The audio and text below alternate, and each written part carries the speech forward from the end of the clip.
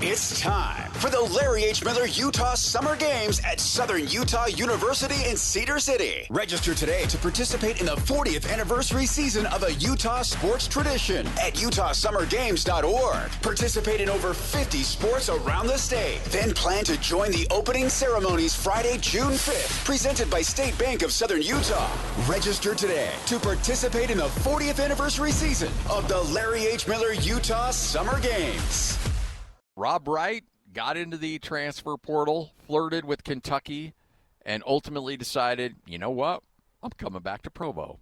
And I'm sure financial resources had something to do with it, but you can't tell me that Kentucky wasn't willing to pull up the Brinks truck as well.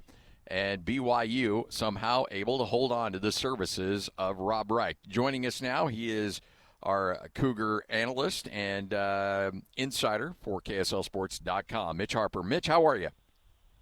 Good, Scotty. Happy to be on. So at what point did you feel like Rob Wright returning to BYU was a possibility?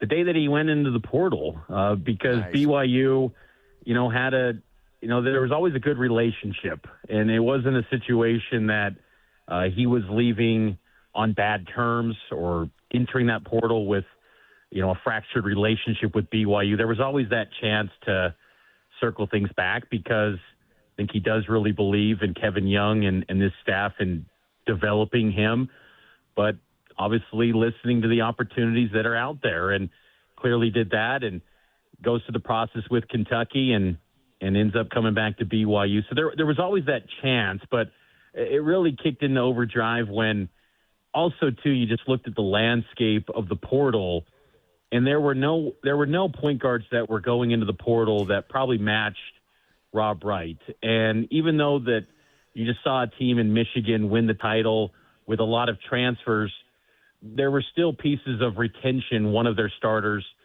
in that starting five was a retention piece. So that still plays a role in being a really good team, and getting that retention with Rob Wright, I think, was important for BYU and exceeded any of the other point guards that were in the portal, and he was the best one. And as Kevin Young put it, they view him as the best point guard in college basketball. With that viewpoint from BYU staff, the alignment was there, and he runs it back at BYU. Obviously, the fact that he's coming back, that's the best part of it. The fact that they got past Kentucky and Mark Pope, that's a little cherry on top, is it not?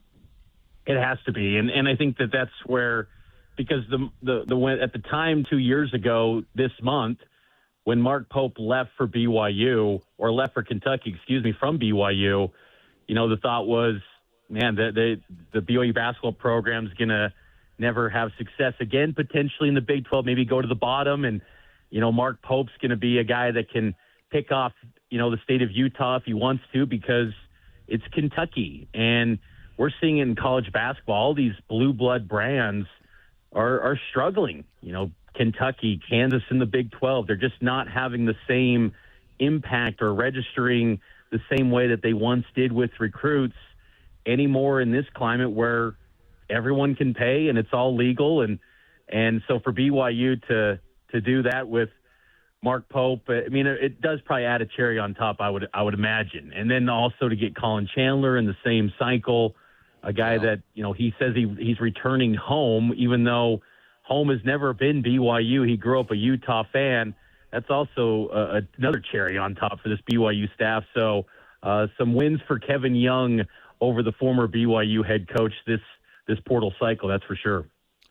So we'll circle back to Rob Wright and what he means to BYU, but I do think that as you build a team, you need to have a team in terms of, and I think BYU, the bench let them down a little bit last year. They were a little top heavy.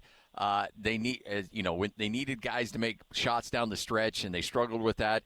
I think the Jake Wallen signing, I think when we talk about next year's BYU team, we're going to be midway through the year. And I think Jake Whalen's going to be a big story of what BYU basketball is about, because I think those are the kind of guys that you need to fill out a roster with. And I think he's going to come up big in 3 or 4 games and probably win you a couple games that maybe you wouldn't have otherwise.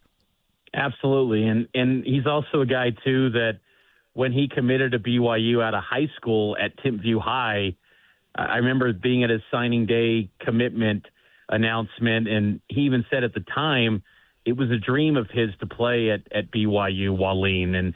And he's got, his father played BYU football in the late 80s. His brother-in-law is Harvey Longy, a former BYU defensive end, Colby Pearson. So strong BYU ties. And I think that was something that was maybe missing for BYU beyond, maybe the on-court production when Richie Saunders went down. A guy that, as Kevin Young put it, the heart and soul of the locker room, and guys that just really kind of cared about BYU. I think AJ did a really good job of that. But guys that are really passionate about playing for their home state, playing at BYU in front of family and friends. That's Jake Wallen, a Provo native, played at Timpview High School, first 2 years at Utah, then goes to Clemson. Now he's going to wrap it up at BYU. He could be a stretch four for this BYU team. He had some size at 6'10", and they desperately need that, this BYU squad. So, yeah, I think that's a nice addition, and it's definitely one that's not going to maybe register national headlines like Rob Wright did today, but it's one that'll be an important aspect to this team because they do need some chemistry with this roster like they did in year one under Kevin Young, because this past year's team was solid and they just didn't have the chemistry because of all the injuries and the different iterations they had to go through. They're off to a nice start with building out this 2027 roster with the addition of Wallen today. So when you look at this team at face value right now, obviously you lose a couple big pieces from last year's team, but you add some big pieces and you bring back Rob Wright. Just on the outside looking in, with the current makeup of this roster with still some more pieces yet to be added, how do you look at this team as opposed to last year's squad?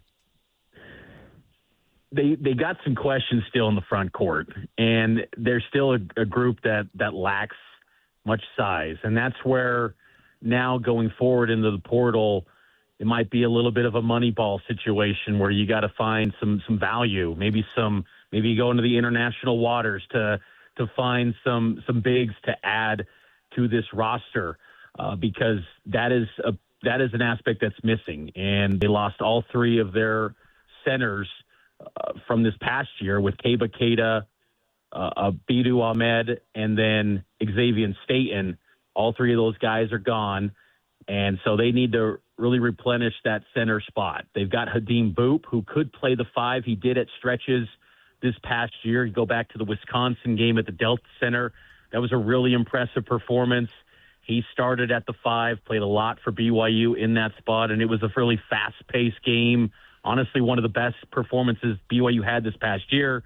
So they could turn to Boop at that spot, but they need some more size. And that's where a big question for this team, I think, as far as building this thing out. But you like the shot-making ability with Rob Wright, who was a 41% three-point shooter, Colin Chandler, one of the best three-point shooters in the SEC, and Bruce Branch III, an elite catch-and-shoot, half-a-second decision-making type of player that Kevin Young loves to work with.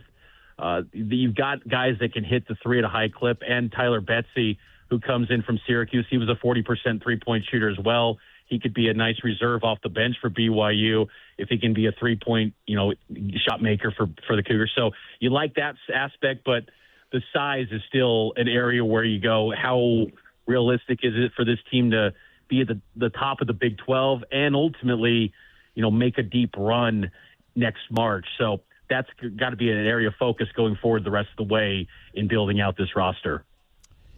I know with BYU being a private institution and a lot of teams aren't releasing this info anyway, but do you feel like, and again, you don't need to tell me a number, but do you feel like from a financial standpoint that BYU is about even where they were last year, or are they even probably going to exceed that number from last year? Hard to say. I mean, honestly, I would expect that they're going to be pretty close to what it's been this year, because the money isn't slowing down. I think naively, and I thought that the money would slow down a bit with the rev share caps in place. That hasn't been the case at all, and it seems like there's more money being thrown around than ever before. So if you want to compete at the highest level of the high majors, and BYU clearly wants to do that, it's probably going to have to be in that same, area where you have to think at least $10 million to be, competitive at the high major level. So a lot of money is going to be thrown into this, but BYU is definitely competitive. But it's not just. I don't get the sense that it's just endless money for BYU. I think it's going to have to be with the front court potentially, barring some drastic change. There's been buzz about the UConn center, Ryba, trending towards USC. He was a guy that was linked to BYU, a 7-1 center from UConn. Outside of someone like that, you might have to go more developmental, maybe under the radar prospect and kind of moneyball that thing to build out the depth in the front court. But they got their face of the program for next year and their number one guy in Rob Wright.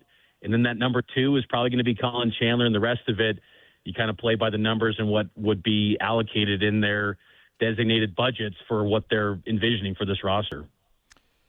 Do you feel as if Rob Wright's ready to be the face of this team? I mean, you go last year, it was AJ, it was Colin, and then Wright was certainly in the mix. But make no mistake, I mean, this is his team right now.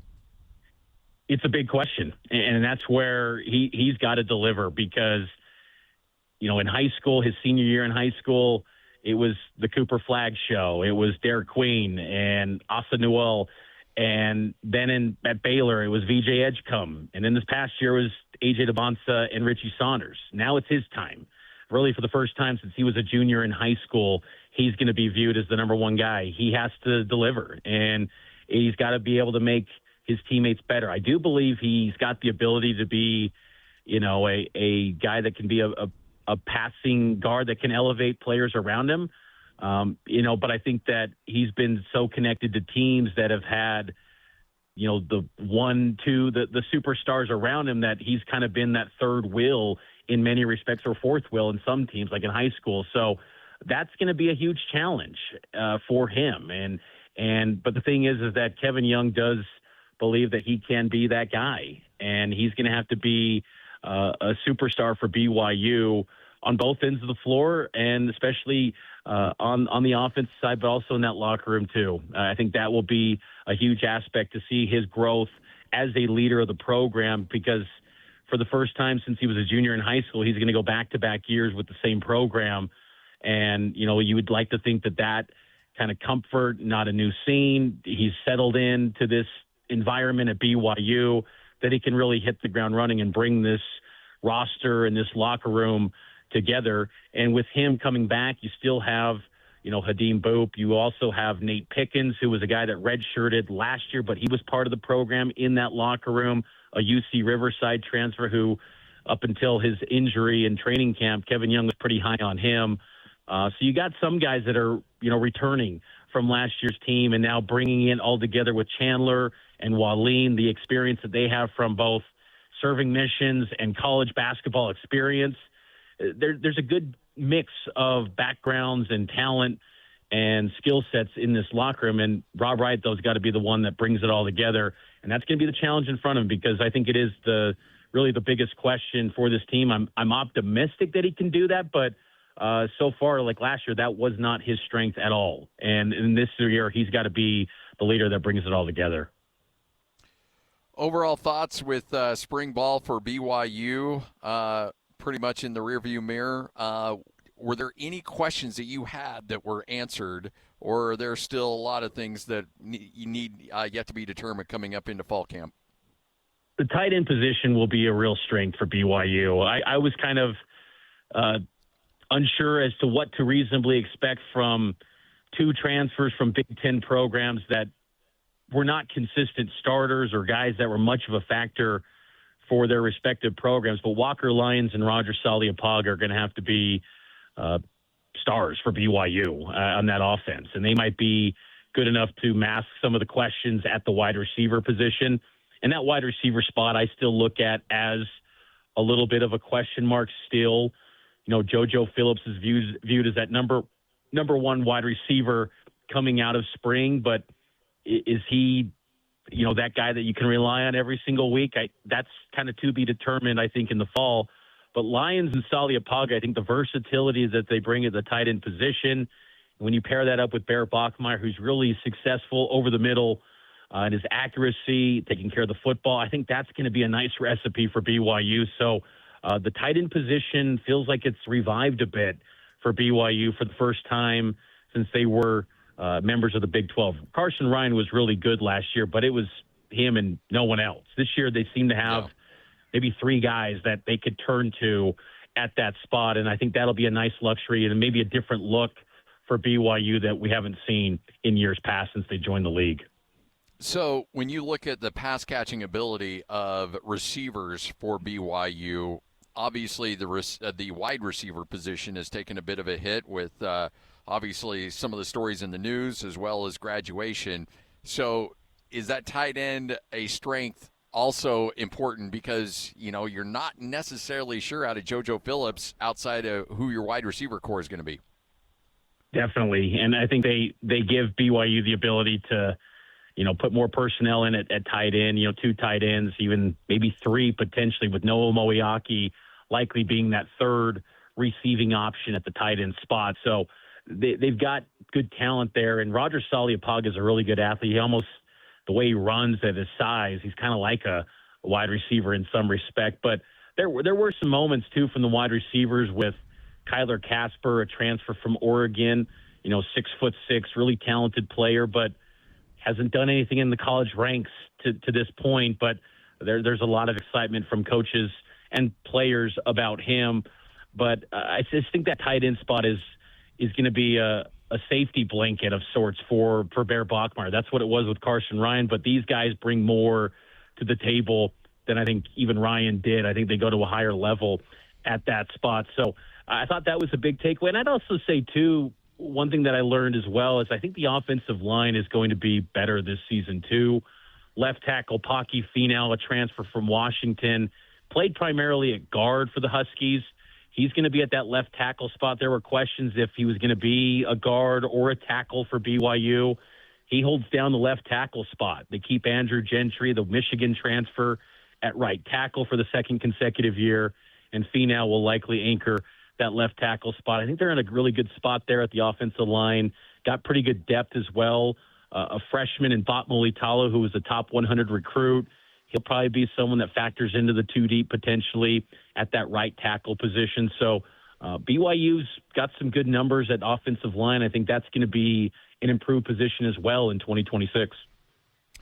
Well, Mitch, we appreciate it. Big day for BYU basketball. I'm a little bummed out. I'm ready for football season and basketball season to begin. I don't want to wait 4 months for this thing to get going. Let's go, man. I'm with you. I'm ready to go. You know, 143 days until football kicks off. It'll be here before we know it. Yeah, but who's counting? I love it, man. That's right. Hey, appreciate it. Thanks, Mitch. See you, Scotty. There he is, Mitch Harper, Cougar Insider right here on 97.5, the KSL Sports Zone.